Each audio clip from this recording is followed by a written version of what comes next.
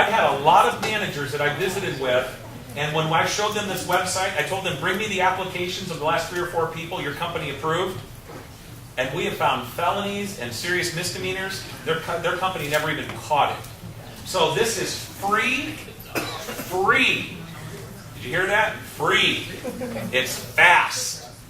And it's pretty darn accurate because you're going right into court computers and prison computers. The problem is it is limited. There are a lot of courts that are not on there. So we want you guys to decrease the desire for criminal behavior by not renting to criminals. And screening is very important. I got a question for you. Who are you? If we're using this stuff and they're running this, where are we criminals supposed to live? Tell me that. Where are we supposed to live? Tent City. No, there's lots of properties that are not part of the crime-free program. There's lots of places you can go. Now, Two officers pat him down. Timmy, as you know, I am the president of the Criminal Association here locally, and you and I know each other real well. And rumor is on the street, you going away. Yeah, I am. Oh, we're so excited about that.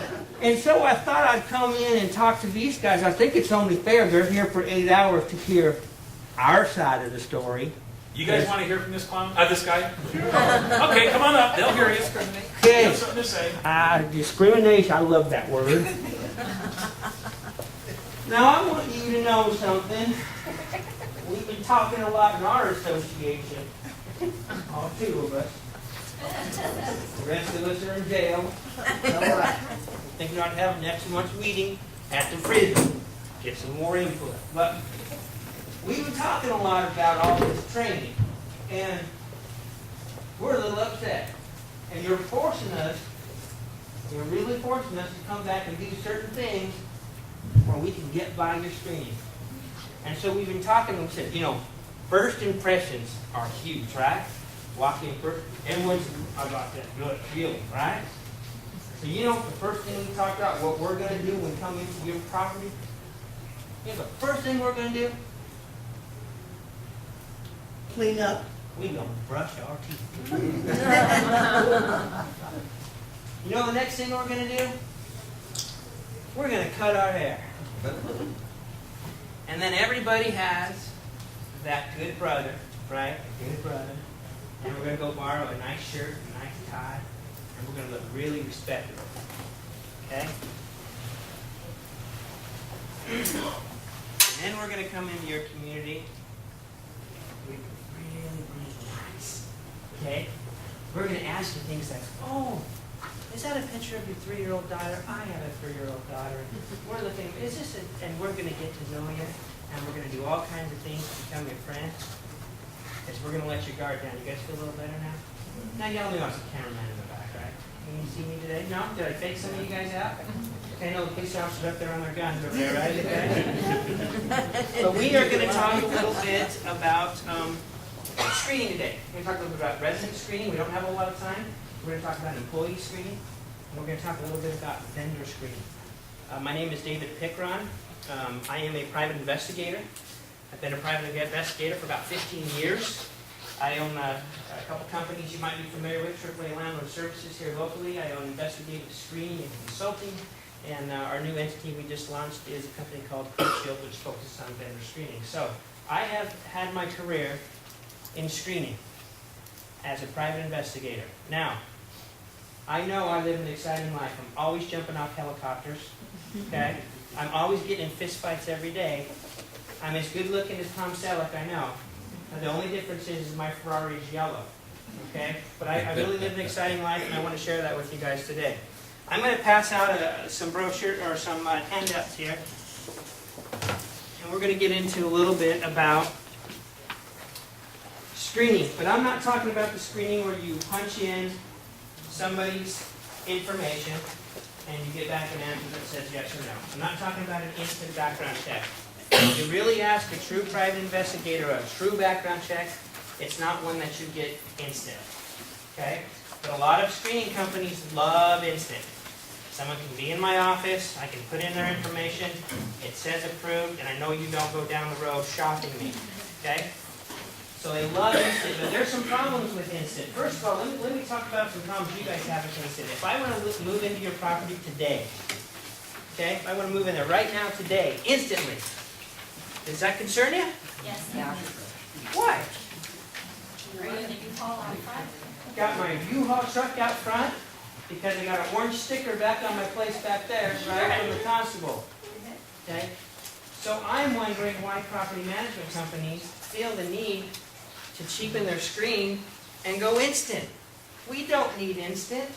We need a good check. And so we're going to talk a little bit about that today. Now, this isn't a commercial.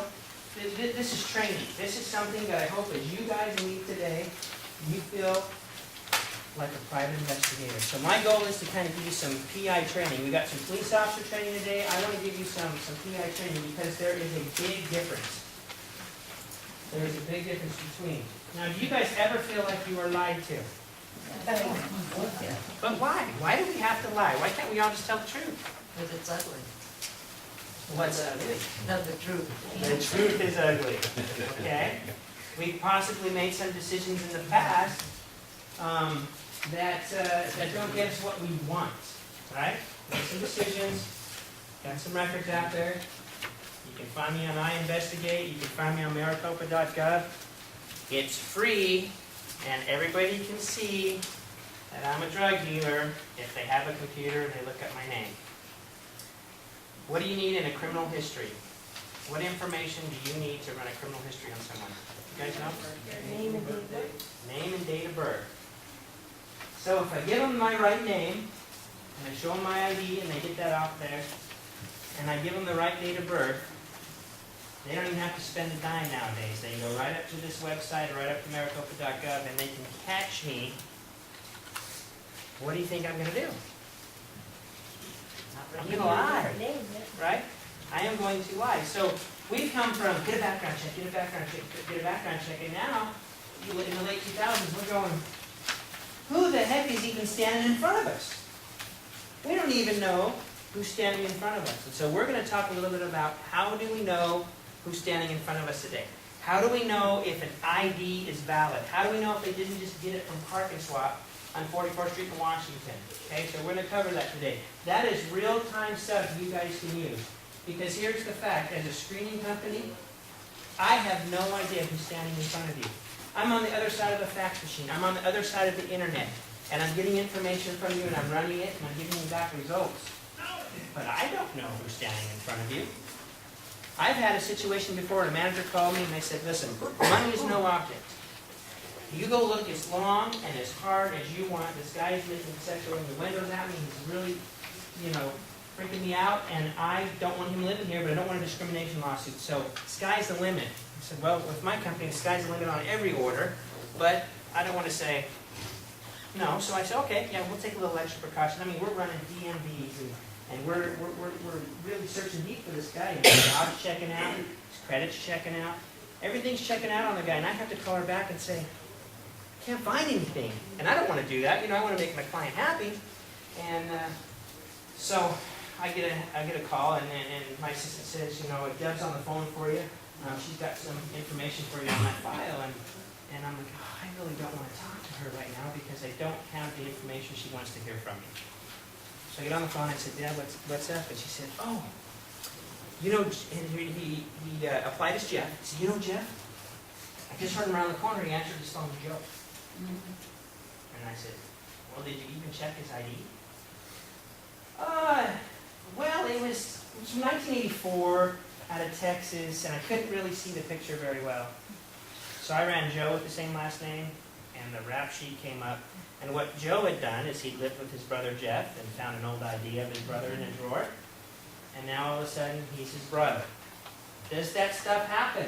Yes. Can we fight it?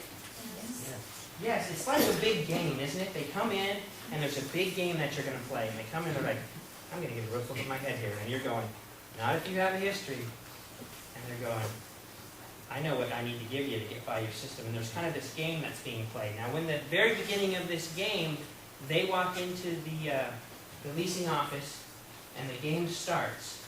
Who's ahead? And why are they ahead?